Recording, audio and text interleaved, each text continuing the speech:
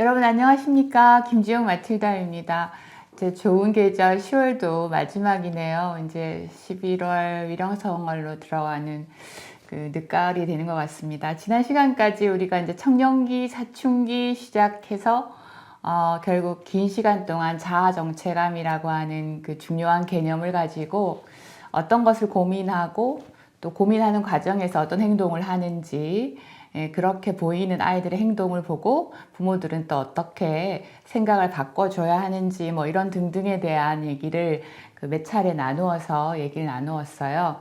그래서 오늘은 직업 준비와 학업 이렇게 제목이 조금 바뀌었죠. 근데 이제 사실은 내가 누구이고 뭘 잘하고 뭘 좋아하고 이런 것들에 대한 외부 판단을 통해서 근거해서 이제 공부를 하고 어떻게 뭘 전공을 하고 이렇게 하는데, 앞으로 우리가 살아갈 때 필요한 것 중에 하나가 아마 결국 그 내가 무슨 일을 하면서 살 것인가 하는 것이 큰 그 핵심의 내용일 것입니다. 그래서 이제 그걸 위해서 우리가 준비도 하고 공부도 하고 학교도 다니고 성적도 받고 이렇게 되기 때문에 이제 학업하는 시절이죠. 평생을 보면 뭐 공부는 늘 해야 되는 거지만 일생 중에 학업하라고 이렇게 준비해 준 유예기가 아닌가 싶습니다. 그래서 직업을 준비할 때 우리는 무슨 생각을 하면서 자아 정체감의 한 일부로서 받아들이고, 공부라는 건 뭔가, 학업은 뭔가, 이때 하는 우리 공부는 어떻게 되어야 하는 것이 실제 맞는 말인가, 이런 내용을 가지고 오늘 시작해서 한 2, 3주 그 여기에 관련되는 내용을 좀 풍성하게 우리가 한번 짚어보는 시간으로 갖도록 하겠습니다. 그래서 이제 제목에 쓰여 있는 대로 이제 우리가 일을 평생 해야 되는데, 일은 뭐고 또 직업은 뭐고 그 소명은 뭔가가 사실 다르다는 얘기를 좀 드리고 싶고요. 이것이 이제 어떤 그 개념을 갖는지는 여기서 얘기하기는 좀 곤란한데, 우리가 이제 일을 뭘 전공하면서 살 것인가인데, 결국 이제 돈이 되는 일을 고를 것인가, 돈은 되지만 평생 무직인 삶이 있을 수 있나? 있습니다. 직업을 보면 사회적 이익을 담당하고 있어야 되거든요. 예를 들어서 뭐 건물을 가지고 있는데 건물주로서 세를 받는다. 이제 돈은 들어오죠. 그렇지만 직업은 없는 사람이라고 보통 얘기를 해요. 그래서 직업이라는 것은 나이도 있어야 되고 어떤 그 활동이어야 되는지가 정해져 있습니다. 그 다음에 가능하면 직업을 내가 나임을 드러내는 하나님께 받은 소명과 좀 관계가 된다면 훨씬 더 이제 살기가 좋겠죠. 나다움을 드러내면서 직업을 영위할 수 있으니까요. 자, 그런데 이제 프로이드 얘기로 보면 인간이 결국 산다는 것은 어떤 능력을 갖추는 겁니까? 하면 서로 사랑하는 능력을 갖추는 거다. 그리고 일할 수 있는 능력을 갖추는 거다. 이 두 가지가 얼마나 능력적으로 갖추는가가 인생의 값어치를 결정한다라고 얘기를 하는데, 이런 건 프로이드가 말하지 않았더라도 많은 사람들이 얘기를 합니다. 결국 인간의 능력의 가장 중요한 것은 서로 사랑할 줄 아는, 사랑할 줄 모르는 사람이 있나? 하지만 있어요. 미성숙했을 때 자기는 사랑이라고 하지만 이것이 정말 사랑답게 온전하게 드러낼 줄을 모르는 걸 그러니까 안 배우면 못 드러내는 거죠. 자기 마음만 사랑인 거죠. 그 다음에 일도 마찬가지입니다. 서로 함께 하는 일일 때 필요한 능력이 단순하게 어떤 기술을 하나 알고 있다는 것과는 다르게, 인생에서 일하는 능력이라는 거는 인간관계를 맺는 능력부터 시작해서 갈등이 있을 때 해결하는 능력까지 다 포함한다고 할 수가 있겠습니다. 그래서 제가 지난번에 얘기를 했죠. 그 내가 누군가에게 할 때 항상 물으면 그 사람 뭐 하는 사람인데 라고 할 정도로 뭐 하며 사는 사람이냐 하는 건 굉장히 중요하다라고 했는데, 제가 조금만 밑에 이런 말씀을 드렸어요. 외국에는 무슨 일을 했을 때 It's my job 하면은 내 직업이에요. 그 말은 무슨 말이냐면, 그 영역에 있어서는 내가 직업이니까 당신보단 잘합니다. 그리고 내가 당연히 해야 할 일입니다. 내가 직업이니까요. 이렇게 얘기를 하는 거거든요. 그래서 사실은 직업이 화가인데 그림을 너무 못 그린다. 이거 조금 문제 있다고 볼 수 있죠. 그래서 이제 가장 잘하고 대표할 수 있고 이 영역에 있어서만큼은 다른 사람들보다 내가 직업이기 때문에 가져야 하는 퀄리티가 있다라고 말할 수 있어야 한다는 거죠. 그런데 내가 그림을 잘 못 그리는 능력이 없는데 화가를 이제 직업화한다 하면 조금 문제겠죠. 그래서 그 자아 전체감을 우리가 확립할 때 이걸 생각해 주는 것이 굉장히 중요합니다. 제가 밑에 이제 직업의 의미를 썼죠. 당연히 직업을 통해 우리는 이제 먹고 살아야 되는 수단입니다. 이건 다는 아니지만 굉장히 중요한 역할을 띠고 있고요. 그 다음에 내가 누구인지 내가 계속 성장하고 드러내도록 하는 도구가 되어줍니다. 직업은. 직업 능력이 올라갈수록 내가 훨씬 더 성숙해지고 나다움을 더 많이 이제 높게 넓게 이렇게 드러낼 수 있다. 그 다음에 내 직업을 얘기를 하면 내가 어느 정도의 사회적 지위를 가지고 있고 이것이 이제 안정성 있는 직업이냐에 따라 그 안정의 원천이 됩니다. 근데 이랬다 저랬다 직업이 너무 많이 바뀌고 언제 잘릴지 모른다고 한다면 우리가 이 안정적인 원천이 없기 때문에 사는 게 굉장히 어려워질 수 있겠죠. 그래서 제가 조금 더 설명을 드렸지만 결국 우리가 자아 정체감이라고 하는 내용을 가지고 뒤이어서 일을 하는 이유는 결국 그 직업이라는 것은 나를 드러내는 나다움을 드러내는 내가 잘 남과 다름을 드러내는 보다 명확한 형태의 를 우리가 직업이라고 할 수 있기 때문에 무엇을 선택하고 어떻게 준비하고 학업 기간 동안 하느냐는 굉장히 중요합니다.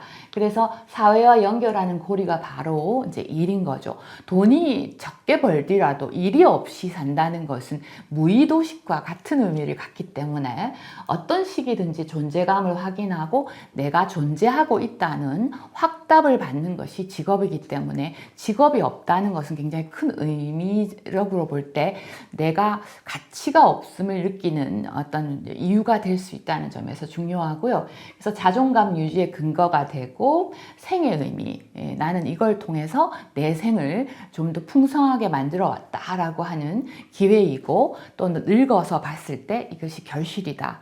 내가 저 건축을 하는데 요런 일을 해왔다라고 이제 저 건물을 보면서 얘기할 수 있죠. 아무리 작은 일이지만 그 다음에 이제 뒤이어서 이것이 내가 결실이다라고 말할 수 있는 사회적 공익의 형태가 직업이라고 할 수 있겠습니다.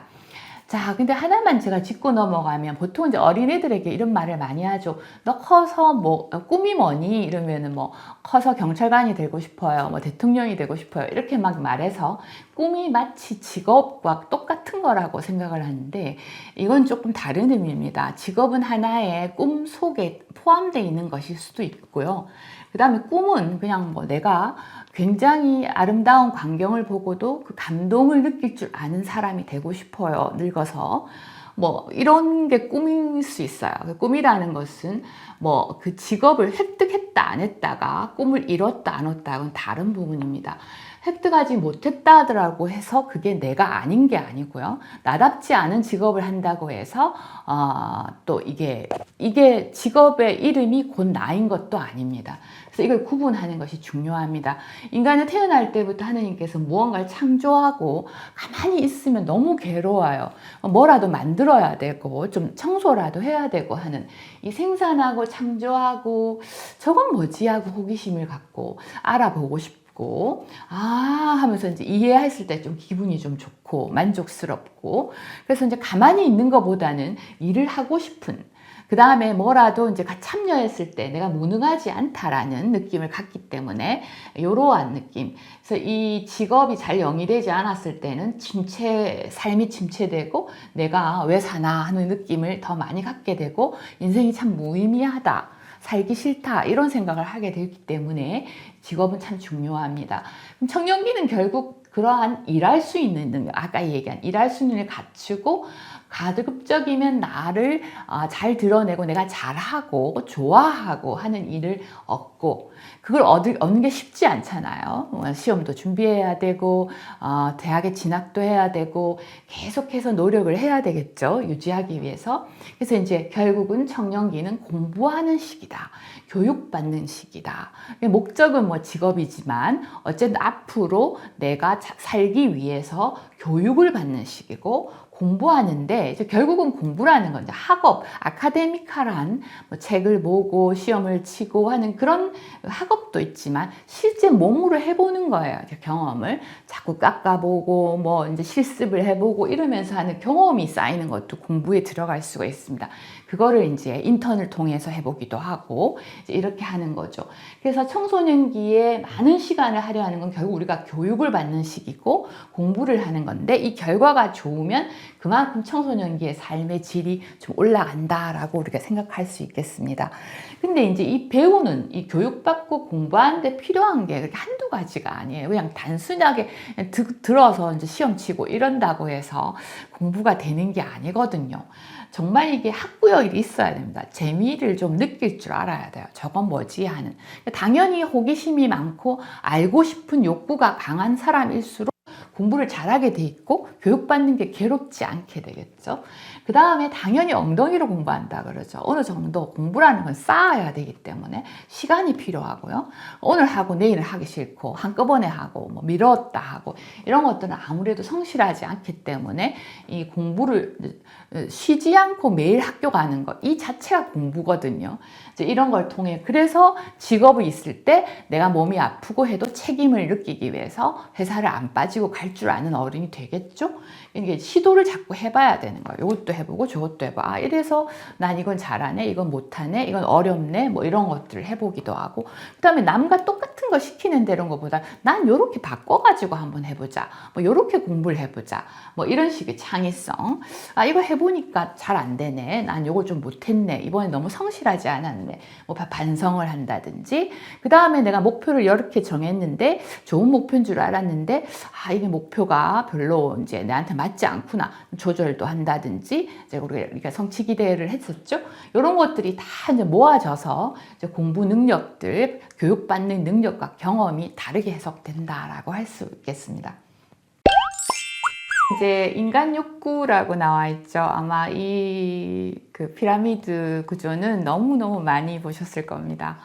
뭘 전공하셨을까 하더라도 인간과 관련돼서 매슬로우의 이 이론을 안 보신 분은 거의 없으실 거예요. 근데 제가 이제 이렇게 한 이유는 한번 설명을 잠깐 하고 넘어갈게요. 이제 이건 영어로 돼 있는 거긴 하지만 중요한 것은 매슬로우는 사람이 왜 일을 하고 사는가 하면 자아를 실현하기 위해서라고 얘기해요. 그 자아 실현 위에 그것을 초월하는 영성적인 것도 있다고 이제 판단하는데, 이렇게 나누는 이유는 결국 인간은 이게 왜 피라미드가 제일 길까요? 먹고 살려고 하는 거죠. 이게 문제가 생기면 다음 욕구는 안 생겨요. 그래서 일단 뭐 배고픈 사람한테 자아 실현이 중요하다, 공부라는 게 중요하다, 더 나은 삶을 위해서 뭐 투자를 하고 봉사를 해라, 이거는 뭐 들어오질 않죠. 그래서 어느 정도 만족이 되면 이제 그 다음 단계의 욕구가 생기고 이렇게 한다고 하는데, 이제 중요한 것은 이거는 그냥 목숨을 유지하는 데 필요한 겁니다. 그래서 다음날 또 먹어야 되는데, 우리가 자아 실현, 그 다음에 자존감, 알고 싶고 하는데 더 고상한 상위 욕구라고 하는 것들은 한번 경험한 것은 굉장히 오랫동안 그 기쁨이 가고 이제 이렇습니다. 그래서 어떤 사람들은 좀 덜 먹더라도 요 위 욕구가 더 중요한 사람이 있고, 어떤 사람은 돈이 엄청 많은데 이 욕구는 아예 무시하고 여기에만 계속 집 느리고 맛있는 거 먹고 그 다음에 가족들만 챙기고 자기 자존감과 명예와 권위만 막 하는, 여기에만 매달렸다 평생 사는 사람들이 있겠죠. 직업을 고를 때 나는 어떤 욕구가 좀 더 강한 사람이고 무엇이 좀 결핍됐을 때 어려움을 좀 느끼는 스타일이다. 그래서 저는 외로움을 좀 많이 타기 때문에 이제 가족이 없는 곳에서 공부하러 뭐 유학을 간다든지 했을 때 굉장히 좀 난감할 것 같다라는 생각을 했었거든요. 그러니까 이렇게 사람마다 조금 달라요. 그래서 일은 하는 건 힘들지 않은데 나를 이해를 못 해주는 사람들하고 하면 너무 괴롭단 말이에요. 이제 이런 이제 욕구에 자기의 위계성을 좀 알고 한다면 좀 좋을 것 같습니다. 그래서 그걸 조금 더 붙여서 설명하면 인간이 우리가 지금 직업을 잘 구하고 싶은 이유가 뭘까요? 삶의 질을 높이고 싶어서 행복하려고 좋은 직업 가져라, 공부 열심히 해라 이렇게 얘기하잖아요. 근데 이제 그걸 평가하는 이론들이 이렇게 얘기를 해요. 내가 돈이 얼마 있다. 그 다음에 뭐 집이 크다 작다 이렇게 내가 행복을 느끼는 것이 내 삶에 얼마나 많이 누적되어 있느냐에 따라 가진 게 많으면 많을수록 행복하다 이렇게 말하는 사람도 있고 그게 아니라 그걸 내가 어떻게 해석하나 이 정도면 자족할 수 있다 이 정도는 너무 나는 도저히 만족 못하겠다 하는 주관적인 측면이 중요하지 내 실제로 뭘 많이 가지고 있냐 적게 가지고 있냐는 행복과 질과는 상관이 없다라는 이론들도 있어요. 조금 더 여기에 좀 더 우리가 치중해서 설명되고 있는 것이 사실입니다. 왜냐하면 행복이라는 건 주관적인 평가니까요. 그래서 하나 기억해 두는 행복의 의미, 종류, 원인 이런 것들은 제가 다음에 성인이 가서 말씀드리겠습니다. 결국 우리가 행복한 자녀로 키우고 싶기 때문에. 그러나 우리는 또 고통이라는 게 반대 의미인데요. 하나 기억해 주셨으면 좋겠는 게 행복의 반대가 고통이 아니라는 겁니다. 우리는 행복하지도 않고 고통스럽지도 않은 그 상태가 또 있거든요. 그래서 결국은 우리가 고통스럽지만 않다고 해서 행복하냐? 그건 아니라는 겁니다. 그래서 행복은 크지만 이 직업이 또 그만큼 어렵다. 이런 직업도 있고 뭐 얻는 건 별로 없지만 그 대신 뭐 그렇게 어려움도 별로 없다. 이럴 수도 있고 행복은 별로 없는데 또 고통도 또 크지 않고 여러 가지 의미가 있을 수 있어요. 그래서 그만큼 책임이 많으면 많을수록 하느님께 더 많은 그걸 받는다고 얘기를 하죠. 그 이제 물음을 네가 어떻게 살았나 달란트를 많이 받아놓고 이렇게 살았나라고 얘기한다는 것처럼 그만큼 지위저희가 높아지면 질수록 고통과 책임도 더 많이 따를 수 있다는 거죠. 그것도 함께 생각해 줄 필요가 있고요. 제가 메커니즘이 다르다는 건 무슨 말씀이냐면 예를 들어서 우리가 이제 찬물, 더운 물이 있어요. 옛날에는 불안이 높은 사람 불안만 줄이면 되는 줄 알았는데 그게 아니더라는 거예요. 불안은 줄었는데 안 행복하더라는 거죠. 그럼 행복하려면 어째야 되나 하면은 행복하는 그 열쇠를 열어야 되는 거죠. 그래서 우리 왜 그 온수하고 찬물이 있잖아요. 근데 하나씩 달려 꼭지가 달려있는 게 있고 그게 아니라 이렇게 돌리면 이제 더운 물이 더 나오고 이렇게 돌리면 찬물 더 나오는 거 있잖아요. 인간의 행복과 불행은 서로 다른 꼭지라는 거예요. 그래서 찬물은 많이 나와도 더운 물이 더 많이 틀면은 이걸 틀어야 따뜻해지죠. 그래서 더 틀어야 된다는 거죠. 그래서 불행하지 않기 위해서도 노력해야 되지만 행복하기 위해서는 따로 틀어줘야 된다는 거죠. 이런 데 있어요. 행복하지만 난 또 불행한 부분도 있고 불행을 하지만 행복이 너무 커서 그걸 잊을 수 있다. 이런 것도 있을 수 있습니다. 그래서 서로 다른 작동이라는 걸 잊지 마셔야 합니다. 그래서 우리가 보람도 있고 행복, 불행도 있고 이런 것들을 함께 가지는 것이 인생이라는 것을 참고해서 이제 직업을 구하는 게 좋겠습니다. 다음 시간에 이제 공부 얘기를 조금 하면서 이제 공부하는 시간이니까요. 직업과 관련지어서 조금 더 심화하는 내용 진행하도록 하겠습니다. 오늘 여기까지 하겠습니다. 감사합니다.